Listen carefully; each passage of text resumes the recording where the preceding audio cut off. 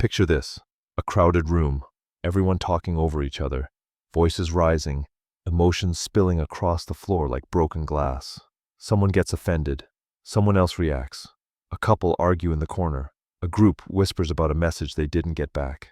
Everywhere you look, people's moods are being hijacked by tone, by attention, by perception, by fear.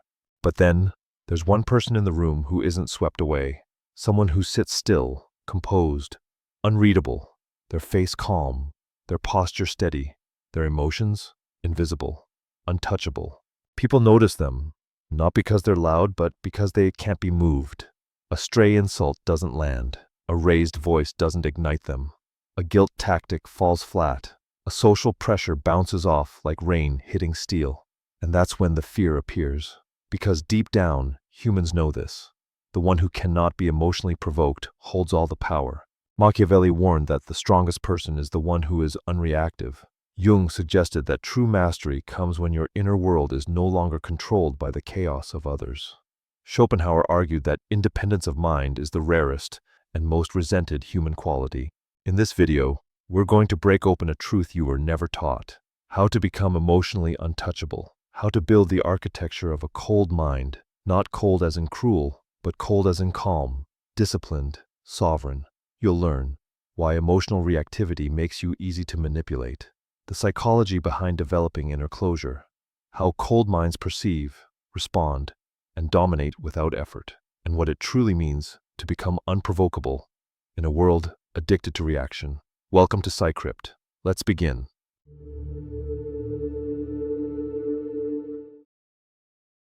There's a truth that most people spend their entire lives avoiding. You are only as powerful as your ability to stay unprovoked. Reactivity has become the default emotional language of the modern world.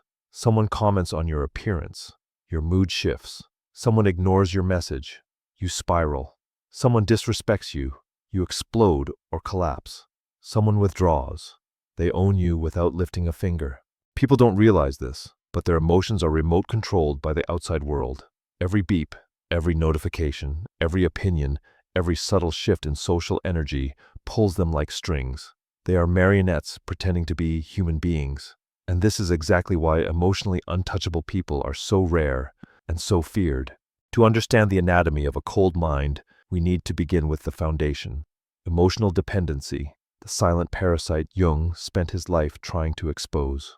Jung believed that most people feel lost because their emotional center sits outside themselves, scattered across relationships, approval, and social narratives. They are possessed, not by spirits, but by the expectations of others. Schopenhauer went even further. He argued that the weaker a person's inner life is, the stronger their need becomes for constant emotional stimulation and validation. In other words, dependence is not a flaw, it is a confession. And Machiavelli? He delivered the most brutal truth of all: whoever controls your emotions controls you. The emotionally untouchable person has severed that rope. They are not cold because they lack feeling. They are cold because they refuse to allow their feelings to be negotiated. Let's break down the first stage of becoming that kind of person, the stage most people never reach. Number 1, they stop seeking emotional permission.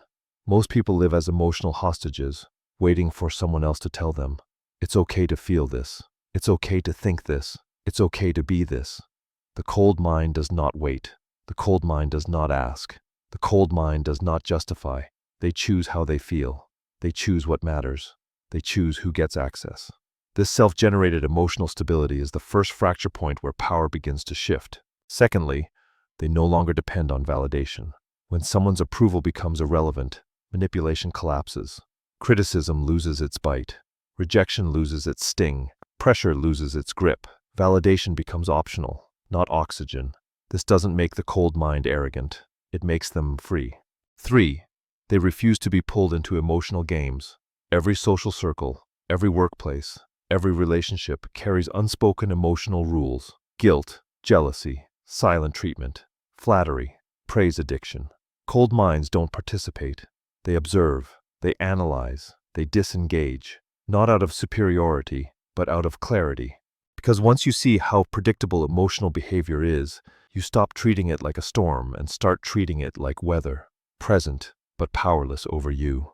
In a world where everyone is controlled by reaction, the non-reactive person becomes a threat, quiet, calm, and absolutely ungoverned.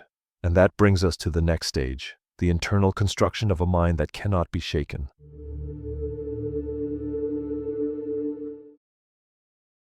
Becoming emotionally untouchable is not about suppressing emotions. It is not about pretending you don't care, and it is definitely not about becoming numb. If anything, the cold mind feels more than others. It simply isn't controlled by what it feels. Most people think emotional strength is something you either have or don't have, but the truth is far more unsettling. Emotional sovereignty is engineered, and it is engineered in silence, behind every person who appears calm under pressure, behind every individual who doesn't flinch when others panic, behind every mind that sees clearly while everyone else collapses into chaos, is a psychological architecture consciously built over years. Let's break down what actually forms this architecture. Number 1, they separate emotion from interpretation. The average person doesn't feel emotions, they become them. Sadness isn't a feeling, it becomes identity. Anger isn't an impulse, it becomes reaction. Fear isn't a warning, it becomes paralysis. The cold mind operates differently. They treat emotion as data, not destiny. They ask, is this feeling real or is it inherited? Is this reaction mine or is it conditioned? Is this fear logical or socially implanted? This is pure Jungian introspection. Jung believed most emotional reactions aren't individual, they're tribal shadows passed down unconsciously. A cold mind brings them to light. 2, they practice emotional distance without emotional denial. This is where people misunderstand the idea of being cold. Cold doesn't mean disconnected, but rather unentangled. It means you can witness your own emotions without drowning in them. Machiavelli hinted at this when he wrote that rulers must learn to observe passions without obeying them. It was his way of describing emotional detachment as a strategic advantage. The cold mind doesn't kill emotions, it simply refuses to worship them. Thirdly, they build an inner world no one else can enter. Most people's inner world is public property. They overshare, they overexplain, they reveal their triggers, weaknesses, insecurities, and emotional openings to anyone who asks, or anyone who pays attention.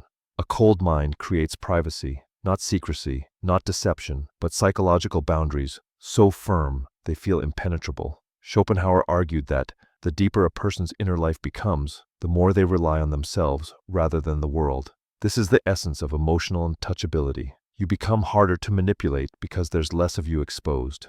Fourth, they shift from reaction to interpretation. Most people respond instantly to everything: a tone, a word, a silence, a facial expression, a moment of exclusion. Cold minds don't react, they interpret. They observe the situation, they analyze the motive, they assess whether a response is even worth the expenditure of energy. And 9 times out of 10, it isn't. Nothing is more frightening to emotionally chaotic people than someone who refuses to be pulled into their chaos. Number 5, they develop the discipline of emotional neutrality. This is where true power emerges. Emotional neutrality doesn't mean feeling nothing. It means feeling everything and choosing nothing. No immediate reaction, no emotional giveaway, no psychic leakage. Neutrality gives you time. Time gives you clarity. Clarity gives you power. In a world where everyone rushes to react, the one who pauses becomes the one who controls the room. Now that we've broken down the internal engine of a cold mind, it's time to explore the next stage. How this emotional sovereignty transforms your relationships, your presence, and the way the world responds to you.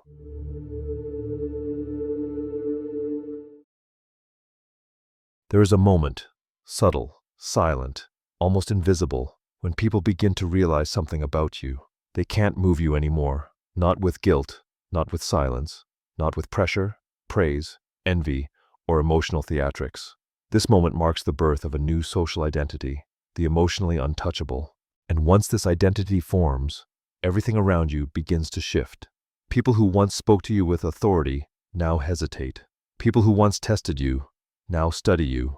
People who once manipulated you now adjust themselves in your presence. Because the world understands one thing instinctively: a person who cannot be emotionally controlled is a threat to every system built on reaction. Let's break down what actually happens when you become that person. First, emotional chaos can no longer hook you. Most social dynamics are built on emotional bait. Someone tries to provoke you, Someone tries to guilt you. Someone tries to pressure you. Someone tries to pull you into drama.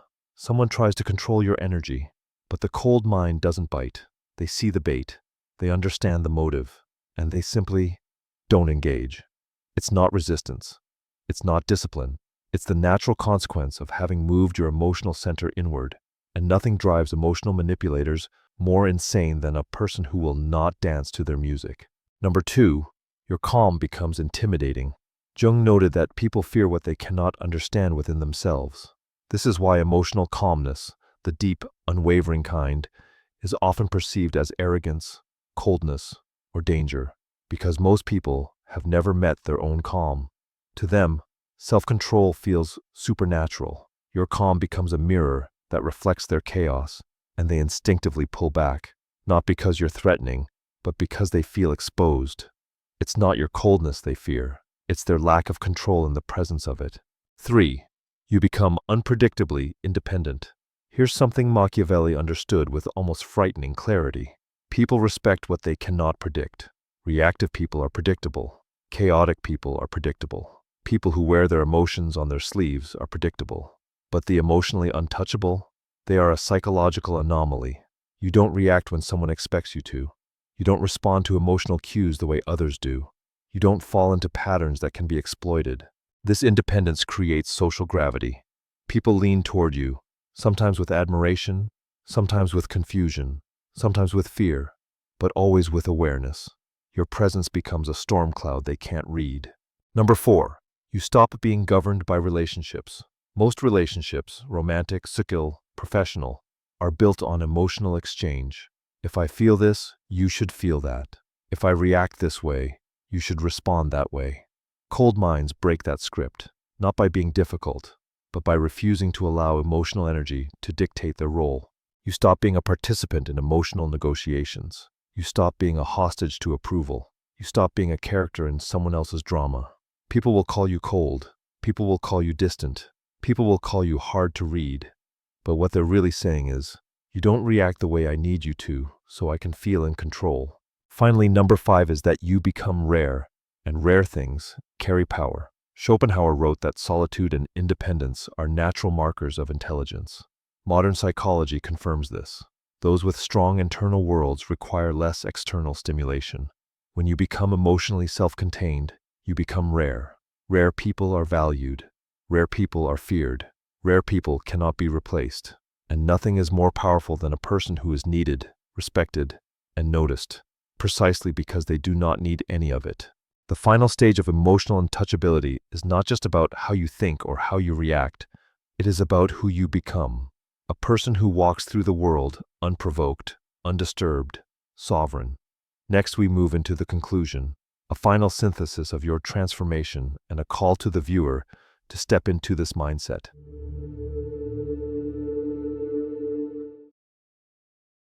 So here we are. You've seen what happens when a person stops letting the world dictate their emotions. When they choose interpretation over reaction, when they build an inner world no one else can enter or manipulate. This is the internal shift that turns ordinary people into emotional fortresses, quiet, steady, and unmovable. And this is exactly why emotional untouchability is so rare. Not because it's difficult, but because it requires something most people never confront. The discipline to stop responding to everything outside of them. When you reclaim your emotional center, no insult destabilizes you, no guilt tactic shapes you, no manipulation reaches you, no chaos absorbs you. You become the one variable in the room that cannot be controlled, and that changes everything.